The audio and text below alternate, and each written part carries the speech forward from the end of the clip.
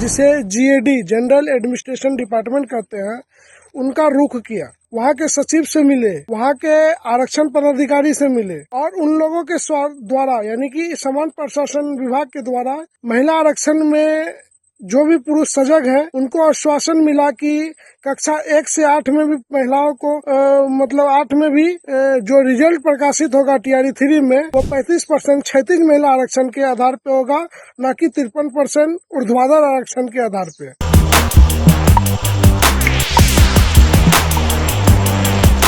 नमस्कार, मैं हूं अनुकुल तिवारी और आप वॉइस ऑफ देख रहे थे। लगातार हम शिक्षक अभ्यर्थियों की खबर आपको दिखाते आए और हर दिन जो भी अपडेट होता है हम आपको बताते हैं। शिक्षक अभ्यर्थी ने वीडियो जारी किया है और शिक्षक अभ्यर्थी 35% महिला आरक्षण पर क्या कुछ कर रहा है बीपीएससी टीआरई 3.0 को लेकर आप सीधे सुन लीजिए और जीएडी को लेकर क्या अपडेट है वो भी आप सुन लीजिए और समझ लीजिए और कमेंट में जरूर बताइएगा कि शिक्षक अभ्यर्थी क्या कुछ चाहते हैं। आज पुनः फिर सभी मित्रों के बीच में महिला आरक्षण पे जिक्र करना चाह रहा हूँ।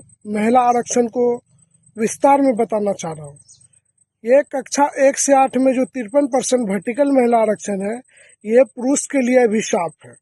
इस अभिशाप को रोकने के लिए बहुत सारे जानकार पुरुष अभ्यर्थी जो कक्षा 1 से 8 के अभ्यर्थी हैं, उन्होंने समान प्रशासन विभाग यानी जिसे जीएडी जनरल एडमिनिस्ट्रेशन डिपार्टमेंट कहते हैं, उनका रुख किया। वहाँ के सचिव से मिले, वहाँ के आरक्षण पदाधिकारी से मिले और उन लोगों के द्वारा यानी कि समान प्रशासन विभाग के द्वारा महिला आरक्षण में जो भी पुरुष सजग हैं उनको आश्वासन मिला कि कक्षा 1 से 8 में भी महिलाओं को मतलब 8 में भी जो रिजल्ट प्रकाशित होगा टीआरई 3 में वो 35% क्षैतिज महिला आरक्षण के आधार पे होगा, न कि 53% ऊर्ध्वाधर आरक्षण के आधार पे। जी हाँ, ऊर्ध्वाधर। अब ये महिला आरक्षण 1 से 5 और 6 से 8 में कुछ लोग कहते हैं कि ये नियम है, सरकार को देने का हक है। तो आप जो भी अभ्यर्थी ऐसा बोल रहे हैं या जो भी कोचिंग संस्थान ऐसा बोल रहे हैं कि सरकार का हक है, ठीक है, सरकार का हक है। सरकार को हक है हर चीज को बराबर हिस्सों में देखने का। सरकार को ये हक नहीं है किसी की हकमारी करने का। आज पुरुष के साथ भेदभाव क्यों कर रही है सरकार? जब 2006 के नियमावली में 50% आरक्षण पुरुष को था, 50% आरक्षण महिला को थी, तो फिर ऐसा सरकार ने क्यों किया? पुरुषों के साथ सरकार ने धोखा क्यों किया? बीपीएससी टीआरई 1 में 50% वर्टिकल महिला आरक्षण जो आरटीआई के द्वारा सिद्ध हुआ, प्लस 3% डब्ल्यूबीसी जिसमें समान प्रशासन विभाग के 2016 के गजट के अनुसार दिया जाता है। कहने का मतलब जब रोस्टर क्लियरेंस के लिए शिक्षा विभाग को पत्र दिया जाता है या शिक्षा विभाग पत्र जारी करती है, तो शिक्षा विभाग उसमें लिखती है कि हमने 50% महिला आरक्षण वो नियमावली के अनुसार दिया। तो ये नियमावली में शब्द 50% आया कहाँ से, हम लोग को इस बारे में जाननी है। ये शब्द की उत्पत्ति हुई कहाँ से? लेकिन यही जब रोस्टर क्लियरेंस के बाद 9 से 12 कक्षा का रोस्टर की बात होती है तो उसमें समान प्रशासन विभाग का हवाला दिया जाता है 2016 का। तो जब समान प्रशासन विभाग पे ही अंततः सब चीज आधारित है, तो हम लोगों ने समान प्रशासन विभाग का रुख कर लिया है। समान प्रशासन विभाग से हम लोगों को आश्वासन मिला कि महिला आरक्षण 35% क्षैतिज महिला आरक्षण पे कक्षा 1 से 8 में रिजल्ट जारी होगा और हम लोग के टीम के द्वारा केस भी किया जा चुका है टीआरई 3 पे। जैसे ही टीआरई 3 पे अगर 35% क्षैतिज महिला आरक्षण के आधार पर रिजल्ट जारी हुआ, पुनः टीआरई 1 अनुच्छेद 14 के अनुसार से समानता का अधिकार को कानून के रूप में प्रयोग करते हुए टीआरई 1 में भी रिवाइज रिजल्ट करवाने का काम किया जाएगा। इसमें जितने भी पुरुष अभ्यर्थी टीआरई 3 में जिनका अच्छा नंबर आ रहा हो या टीआरई 1 में जो भी ज्वाइन कर लिए हो, इनसे आपको कोई घाटा नहीं होने जा रहा। मैं सभी पुरुष अभ्यर्थी को कह देना चाहता हूँ और खास करके मैं उन तुक्का मारों को अवगत कराना चाहता हूँ जिसे महिला आरक्षण के बारे में तनिक भी जानकारी नहीं और वो ज्ञान देते हैं। अरे मैं उन तुक्का मार से कहना चाहता हूँ, तुक्का मार सावधान, हर बार आपका तुक्का नहीं लगेगा। 5 अटेम्प्ट बीपीएससी में है। कितना अटेम्प्ट? 5 अटेम्प्ट, जिसमें से 3 अटेम्प्ट खत्म हो चुका है। तुक्का मार 3 अटेम्प्ट खत्म हो चुका है, बचा 2 अटेम्प्ट। अगर ये महिला आरक्षण पे आज अगर काम नहीं किए तो सारा अटेम्प्ट खत्म हो जाएगा। मैं फिर से बोलना चाह रहा हूँ, सारा अटेम्प्ट खत्म हो जाएगा। तो इसी कारण हम लोग पटना हाई कोर्ट के डबल बेंच पे कुछ कर चुके हैं। एक हियरिंग हो भी चुकी है। सरकार को 2 सप्ताह का समय दिया गया है। सरकार अगर 2 सप्ताह में स्पष्ट नहीं करती है तो पुनः हम लोग सामान्य प्रशासन विभाग के पास एक पत्र देंगे।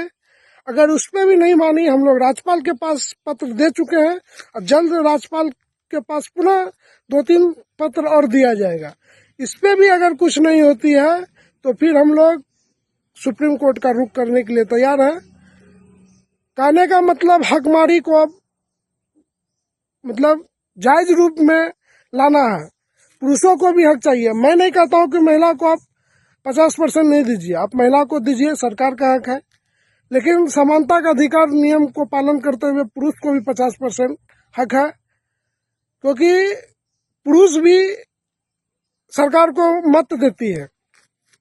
अब सरकार को थोड़ा सा ये चीज बताना चाहूँगा, आप शिक्षा विभाग संवर्ग का जो विद्यालय कक्षा 1 से 8 में, उसमें 53% वर्टिकल महिला आरक्षण दे देते हैं।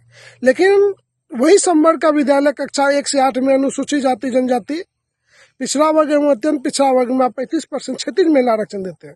इस तरह का भेदभाव क्यों कर रहे हैं?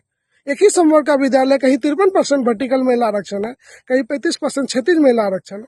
इस सारे बिंदु को केस में रखा गया है एवं राजेश दरिया 2007, जिसे सामान्य प्रशासन विभाग भी मानती है, जिसमें महिलाओं को क्षैतिज आरक्षण देने का प्रावधान है और रोस्टर बनाने का जो प्रावधान है वो सब बताया गया। उस केस की भी जिक्र किया गया हम लोगों के केस में। इंदिरा सहनी बनाम भारत सरकार, ये 1992 का केस है। इस केस में आरक्षण का हर वो बिंदु का जिक्र है जो आपके दिमाग में आ सकता है। उस केस का भी सहारा लिया गया, क्योंकि 50% से दायरा बढ़ाने पे आज बिहार सरकार 65% का जो आरक्षण का दायरा बढ़ाई थी उसमें हार गई। उसका रीजन यही है क्योंकि इंदिरा सहनी जजमेंट का जिक्र किया गया था रिस्पोंडेंट की तरफ से। जो लोग केस किए थे 65% आरक्षण के खिलाफ, वो लोग इंदिरा सहनी के जजमेंट के आधार पे बिहार सरकार को पटना हाई कोर्ट से मात दिए। वही केस का जिक्र हम लोगों ने भी कक्षा 1 से 8 में महिला आरक्षण में किया, क्योंकि इसमें भी सरकार कक्षा 1 से 8 में 50% न्यूनतम यानी वर्टिकल जो आरटीआई से सिद्ध हुआ प्लस 3% डब्ल्यूबीसी जो सामान्य प्रशासन विभाग के गजट 2016 के अनुसार दी जाती है। तो उस अनुसार से देखा जाए तो 53% वर्टिकल महिला आरक्षण है। तो आप सोचिए कि अब क्या होने जा रहा है। और कुछ लोग जो ज्ञान देते हैं कि कुछ हो जाएगा, कि अब जो ज्वाइन कर लिए उन्हें कुछ नहीं होगा, रिवाइज रिजल्ट पे कुछ नहीं होगा, तो जीवन जीने का अधिकार का हवाला देते हैं। मेरे जीवन का हनन हुआ, क्या मुझे जीवन जीने का अधिकार का नियम मेरे पे लागू नहीं होगा? ये सरकार की गलती है, सरकार समझे। हम लोग अपना काम कर रहे हैं और हम लोग अपना काम करेंगे। हमें रिवाइज रिजल्ट चाहिए, हमें नौकरी चाहिए।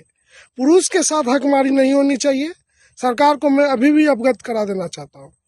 छोटी मुंह बड़ी बात हम लोगों को बोलने की आदत नहीं है। हमें आंदोलन से कुछ लेना देना नहीं है।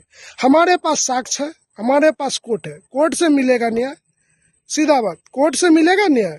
पुरुष कोर्ट की तरफ रुख कर चुके हैं। हम लोग सुप्रीम कोर्ट जाने के लिए भी तैयार है। अगर सुप्रीम कोर्ट चले गए तो टीआरई 1, 2, 3 तीनों खतरे में आ जाएगी। बेहतर है, सरकार से अनुरोध है कि अभी भी आप रिवाइज रिजल्ट दे दीजिए।